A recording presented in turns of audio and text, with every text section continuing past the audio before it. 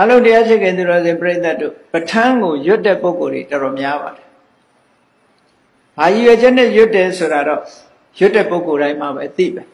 ။သို့တော့မှန်ကန်တဲ့ရည်ရွယ်ချက်နဲ့ရွတ်ဖို့တော့လိုအပ်တယ်ပေါ့နော်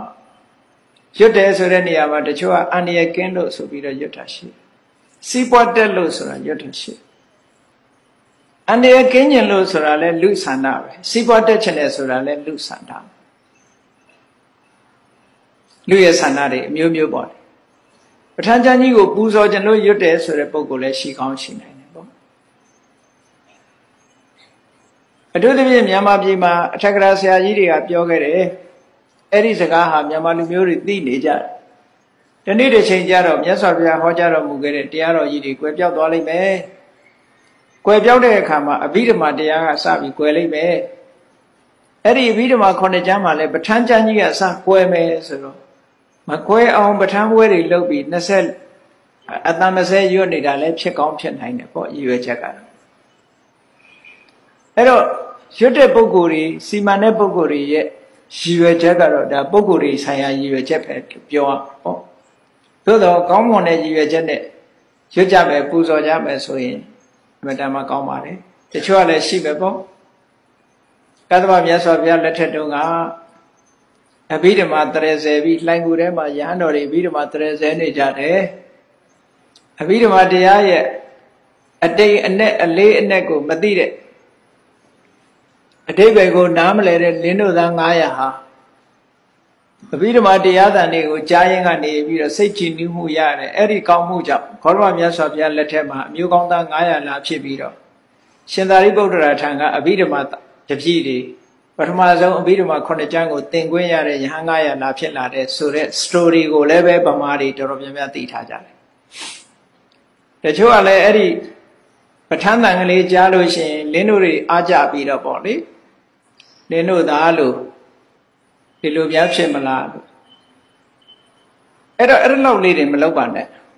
နော်လင်းတို့ဆိုတာတရိစ္ဆာန်ပဲကိုကတရိစ္ဆာန်အဆက်မှာမဟုတ်ပဲ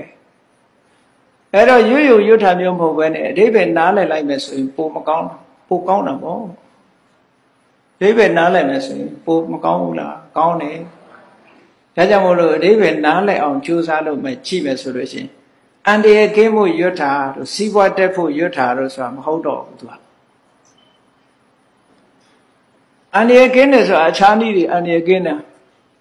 ဒါပြင်ပဋ္ဌာန်းကျမ်းရွတ်လို့အန္တရာယ်ကင်းတာမရှိဘူးလို့ပြောတာမဟုတ်ဘူးပဋ္ဌာန်းကျမ်းကြီးကိုရွတ်လိုက်လို့ရှိရင်ပဋ္ဌာန်းဒေသနာတော်ကြီးကိုဘုရားလက်ထက်ကနာခဲ့ရတဲ့တက်တန်းရှိတဲ့နတ်တွေရှိတယ်ရှိတော့အဲ့ဒီနတ်တွေကအေးဘုရားလက်ထက်တုန်းကငါနာခဲ့ရတဲ့အတန်မျိုးခုကြားတယ်ဆိုပြီးတော့သူတို့ကလာနာခြင်းနာမှာပေါ့အဲ့ဒါလို့တကိုးကြီးတဲ့နတ်ကလာနာလို့ရှိရင်ခုနတော့ကအနှောက်အယှက်ပေးခြင်းနဲ့ဒီနတ်ဆိုးတွေဘာတွေကထွက်ပြေးကုန်တာပေါ့သူကသူဟောအန္တရာယ်ကင်းသွားတာပေါ့ဒီလိုလဲရှိတာပေါ့နော်ခုခေတ်မှာလူကြီးတွေလာတယ်ဆိုရင်ပြေးရတယ်လို့ပေါ့နော်ရှင်းပြီးသားဖြစ်သွားတယ်လေအဲ့ဒါလိုပဲတကိုးကြီးတဲ့နတ်တွေလာလို့ရှိရင်အနှောက်အယှက်ပေးခြင်းနဲ့ပါဝါအားနေတဲ့နတ်ဆိုးတွေနတ်မိစ္ဆာတွေကဖယ်သွားတယ်အဲ့ကြတော့အန္တရာယ်ကင်းတာပေါ့ဒီလိုတော့အန္တရာယ်ကင်းတယ်သို့သောကိုလှုပ်တဲ့အလုပ်ကမကောင်းတဲ့အလုပ်ကိုလုပ်ပြီးတော့ဟေတုပစ္စယောနဲ့ကာကွယ်ရင်တော့လည်းသိတော့မဟုတ်တော့ဘူးမန္တန်သဘောမျိုးလိုယူဆပြီးတော့ရွတ်ရင်တော့လည်းသိတော့မကောင်းဘူးပေါ့အဲ့တော့ရွတ်တယ်ဆိုတာရည်ရွယ်ချက်မှန်မှန်နဲ့ရွတ်မှကုသိုလ်လည်းရမယ်ပေါ့နော်တကယ်စဉ်းစားဆင်ခြင်ပြီးတော့ရွတ်မယ်ဆိုလို့ရှိရင်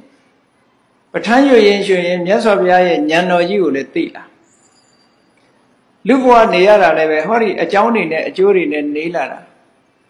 ဗမာစကားမှာပြောလို့ရှိတယ်မို့လားအကြောင်းညင်ညွတ်ရင်အကြောင်းညင်ညွတ်ရင်လည်းပြောတာအကြောင်းညင်ညွတ်အောင်လုပ်ဖို့ပဲလိုတာပေါ့အကြောင်းညင်ညွတ်ရင်ကျွန်တော်လက်ဖြင့်ကလာခဲ့ပါမယ်အကြောင်းညင်ညွတ်ရင်ဟောအကြောင်းဆိုတာညင်ညွတ်မှဖြစ်တာအဲ့ဒီအကြောင်းတွေကိုနားလည်လို့ရှိရင်အကြောင်းကိုညင်ညွတ်အောင်ဖန်တီးလို့ရတယ်ကြည့်လေလူဖန်နေလို့ရတာအကြောင်းညင်ညွတ်အောင်ဘယ်လိုလုပ်တော့ဆိုရင်မျိုးစိလေးတစ်စိကအပင်ပေါက်စေခြင်းလို့ရှိရင်အကြောင်းညင်ညွတ်အောင်လုပ်ပေးလိုက်တယ်မြေထဲမှာချဆိုင်ရေလေးလောင်းပေးတာဒါအကြောင်းညင်ညွတ်အောင်လုပ်ပေးလိုက်တာပဲလေကိုကနေပြီးတော့တစ်ပင်ကိုမန်းမှုတ်ပြီးတော့ အပင်ပေါအောင်လုပ်ခိုင်းလို့မှမရတာမလုပ်ပေးရတော့မြေနဲ့ရေနဲ့တွေ့ပေးတာပဲမြေနဲ့ရေနဲ့တွေ့ပေးတယ်ပိုးကောင်မွားကောင်ဖယ်ရှားပေးတယ်နေဘူးလေးတွေရအောင်လုပ်ပေးတယ်ဒီနည်းဖြင့်သစ်ပင်လေးကမျိုးစေ့လေးကအပင်လေးပေါက်လာပြီးတော့ရှင်သန်လာတာမဟုတ်လားဒါအကြောင်းတရားတွေညင်ညွတ်အောင်လုပ်ပေးတာသဘောပဲအဲ့ဒါလိုပဲပဋ္ဌာန်းတရားတော်တွေရဲ့သဘာဝကိုသိလာလို့ရှိရင်ကိုယ်စိတ်ထဲမှာဖြစ်ပေါ်လာတဲ့အခြေအနေအရရဘာကြောင့်ဖြစ်တယ်ဆိုတာကိုနားလေသဘောပေါက်လာဖြစ်လာလို့ရှိရင်ဩဒီအကြောင်းကြောင့်ဖြစ်နေတာကိုဒီအကြောင်းကိုဖယ်လိုက်ရင်ဒီအကျိုးမရှိတော့ဘူးပေါ့ကိုမလိုချင်တဲ့အကျိုးတွေကိုထွက်နေတယ်ဆိုရင်ငါမှမလိုချင်တဲ့အကြောင်းတရားတွေရှိနေတယ်အဲ့ဒီမလိုချင်တဲ့အကြောင်းတရားတွေကိုဖယ်လိုက်တာနဲ့တပြိုင်တည်းမလိုချင်တဲ့အကျိုးတွေလည်းပြုတ်သွားမှာပဲဩငါမှလိုချင်တဲ့အကြောင်းတရားတွေမရဘူးဘာလို့တော့ငါမှလိုချင်စရာကောင်းတဲ့အကျိုးတရားတွေကိုဖြစ်ပေါ်စေတတ်တဲ့အကြောင်းတရားတွေမရှိသေးဘူးဆိုဟောထူထောင်ပေးရမှာပေါ့အဲ့ဒီအကြောင်းတရားတွေကိုထူထောင်ပေးလိုက်တာနဲ့တပြိုင်တည်းကိုလိုချင်တဲ့အကျိုးတရားတွေရလာမှာပဲလေဒါလောကကြီးမှာတေချာစဉ်းစားရင်အရာခတ်သိမ်းဟာအကြောင်းနဲ့အကျိုးကြီးပဲအကြောင်းကင်းတဲ့အရာဆိုတာလောကမှာမရှိဘူးမြတ်စွာဘုရားရဲ့တရားတော်တွေဟာလည်းပဲအကြောင်းအကျိုးကိုအဓိကထားဟောလို့